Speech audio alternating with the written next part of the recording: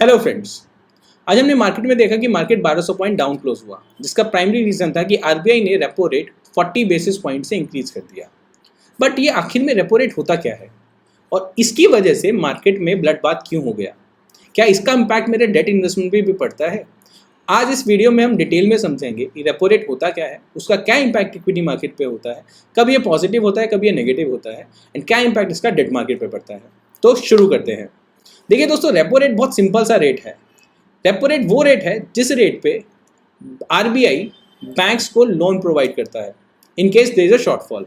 तो इसमें तीन एक्टर्स हैं, इसको डिटेल में समझ लेते हैं। ये आरबीआई है, ये मेरा बैंक है, एंड ये मेरी कंपनीज हैं। तो आरबीआई जिस रेट पर बैंक को लोन प्रोवाइड करता है इसको रेपो रेट बोलते हैं। पहले ये 4% था, आरबीआई ने इसको बढ़ा के 4.4% कर दिया। अब इसकी वजह से मेरा इक्विटी मार्केट पे क्या इम्पैक्ट करता है, इसको समझने से पहले हम समझते हैं कि बैंक कैसे काम करता है। बैंक का प्राइम फंक्शन होता है कि डिपॉजिट कलेक्ट करना एंड आगे उसको लेंड करना। तो जिस रेट पर बैंक पैसा लेता है उससे ज़्यादा रेट पर वो आगे लेंड करता है। जो डिफरेंस होता है वो इसका प्रॉफिट मार्जिन होता है। तो अगर जो पैसा बैंक पहले 4% पे ले रहा था, अब वही पैसा उसको 4.4% पे मिलेगा। तो जो पैसा बैंक पहले 6% पे लेंड करके 2% का प्रॉफिट कमा पा रहा था, अब वही पैसा वो 6.4% पे लेंड करेगा। सो that is how bank is making money. अगर हम मान के चलें कि बैंक अपने प्रॉफिट सेम रखना चाहता है in absolute terms on per transaction basis. तो अगर बैंक 4.4% पे बोरो कर पाएगा तो आगे वो लेंड हायर रेट पे कर पाएगा। अब अगर वो हायर रेट पे लेंड करेगा, दैट मीन्स कि कंपनी जब बोरो कर रही है बैंक से, उसकी रेट ऑफ बोरोइंग या बोरोड कैपिटल पे जो कॉस्ट है, कॉस्ट ऑफ बोरोइंग, वो इंक्रीज हो गई। पहले कंपनी 6% का इंटरेस्ट पे कर रही थी, अब उसे 6.4% का इंटरेस्ट पे करना पड़ेगा, जो कंपनी की डायरेक्ट कॉस्ट है।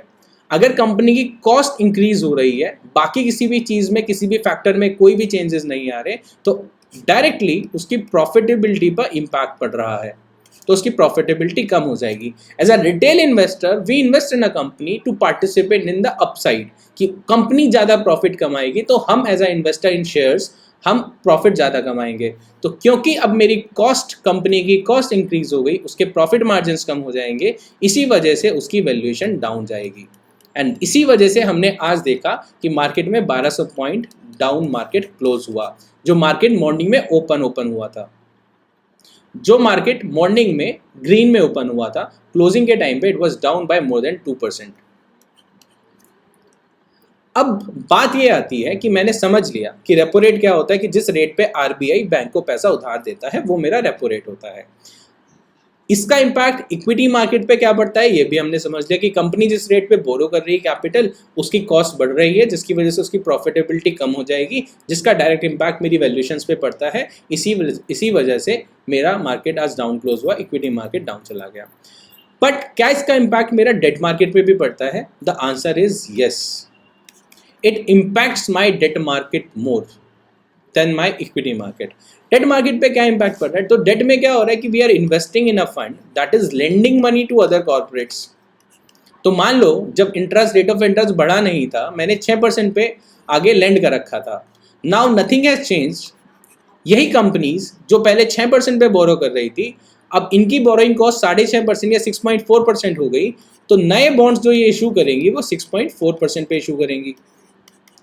तो मैंने जो होल्ड कर रखा है पेपर, मुझे उसमें 6% का इंटरेस्ट आ रहा है।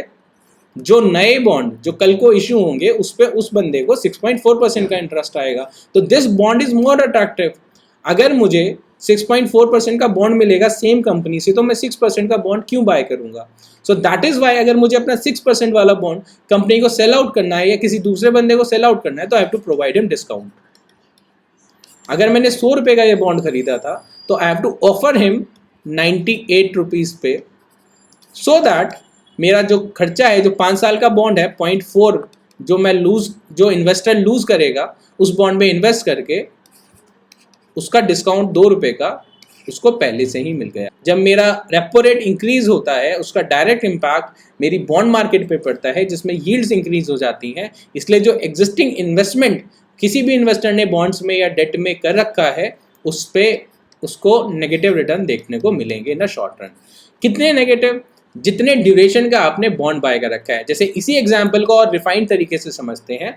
मान लीजिए पहले बॉन्ड पे इंटरेस्ट रेट था 6%, किसी बंदे ने इसको 5 साल के लिए लेंड किया, तो टोटल इंटरेस्ट जो इन्वेस्टर इस बॉन्ड पे कमाता वो होता 30%।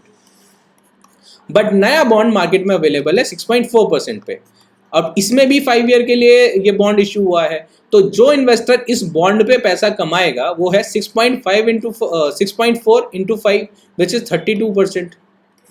तो अगर इन दोनों का डिफरेंस सेम करना है तो इसकी कॉस्ट अगर 100 रुपीज़ थी, तो I have to make sure कि मैं इस वाले बॉन्ड को 98 रुपीज़ में बेचूं।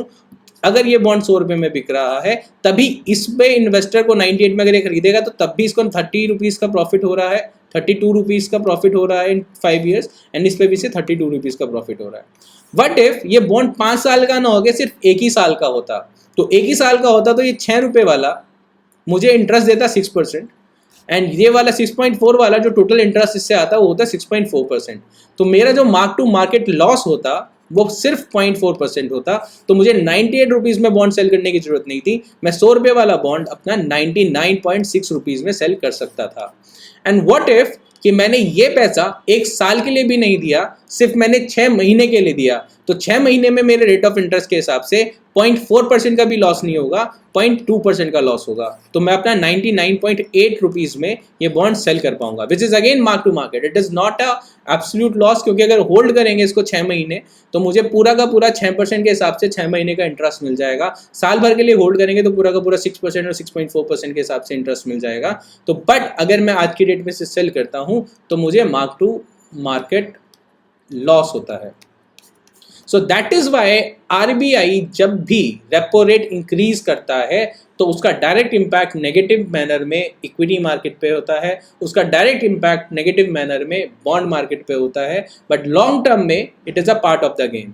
ये हमेशा कभी आरबीआई आपको रेपो रेट इंक्रीज करता हुआ दिखेगा, कभी आरबीआई आपको रेपो रेट डिक्रीज करता हुआ दिखेगा। It is a tool and instrument that is used to control inflation.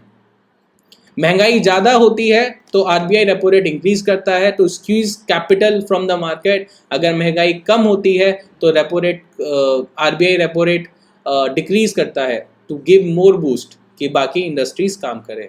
So I hope अब आपको इस वीडियो से क्लियर होगा रेपो रेट क्या होता है। रेपो रेट वो रेट होता है जिस रेट पे आरबीआई बैंक को पैसा लेंड करता है। इसका इम्पैक्ट इक्विटी मार्केट पे क्या होता है, अगर आरबीआई रेपो रेट इंक्रीज करता है तो कॉर्पोरेट्स की प्रॉफिटेबिलिटी डाउन जाती है, जिसकी वजह से उसकी वैल्यूएशन कम हो जाती है और जिसकी वजह से we see a downfall in the market in the short run. ऐसे ही अगर डेट मार्केट की बात करें तो आरबीआई रेपो रेट इंक्रीज करेगा तो जो इन्वेस्टमेंट पहले से किसी ने डेट में कर रखी है उस इन्वेस्टर को मार्क टू मार्केट लॉस देखने को मिलेंगे। जो रेपो रेट इंक्रीज होने के बाद जो बंदा इन्वेस्ट करेगा डेट मार्केट में उसको अपना प्रॉफिट मार्जिन ज़्यादा बेटर दिखेगा। तो that is how this entire scenario is structured. We will make another video sometime later जिसमें repo rate RBI repo rate की वजह से कैसे कैपिटल कम और ज़्यादा कर पा रहा है, ये कंसेप्ट हम डिटेल में डिस्कस करेंगे। आई होप आपको ये कंसेप्ट समझ में आया होगा। तो वीडियो को लाइक करें, शेयर करें, सब्सक्राइब करें। Thank you so much.